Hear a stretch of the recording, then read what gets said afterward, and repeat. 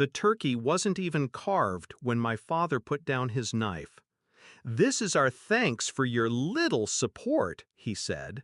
His tone made "little" sound like an insult. My mother didn't look at me.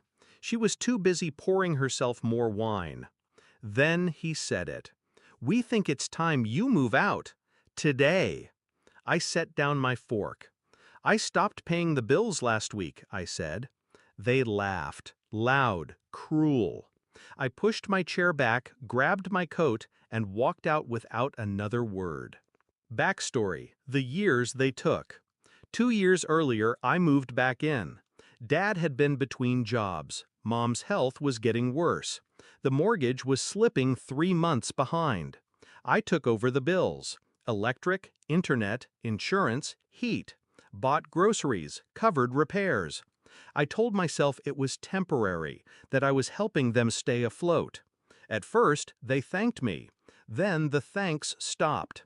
Then the respect stopped. Discovery of betrayal, the real reason. A week before Thanksgiving, I overheard them in the kitchen. Dad's voice was low. "Once she's gone, we can rent her room. Extra money for us." Mom laughed. "And no one to ask where it's going."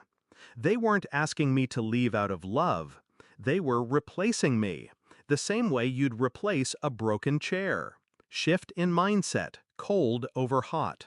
I could have screamed. I could have thrown every receipt in their faces. Instead, I stayed quiet. When you've been the one paying for everything, you know exactly how the house is wired and how to shut it down. I decided they'd learn exactly what it costs to push away the person holding the foundation up. Execution: pulling the support beams. The Monday after Thanksgiving, I made my first call. The electric company. The account was in my name.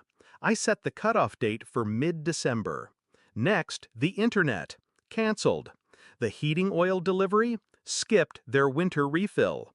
Homeowners insurance? Withdrawn. All contracts in my name were closed or redirected. Then I called the mortgage lender. I'd been making payments through my account, quietly keeping them out of default. I told the bank to send all correspondence directly to the owners. No more middleman. Finally, I blocked their number.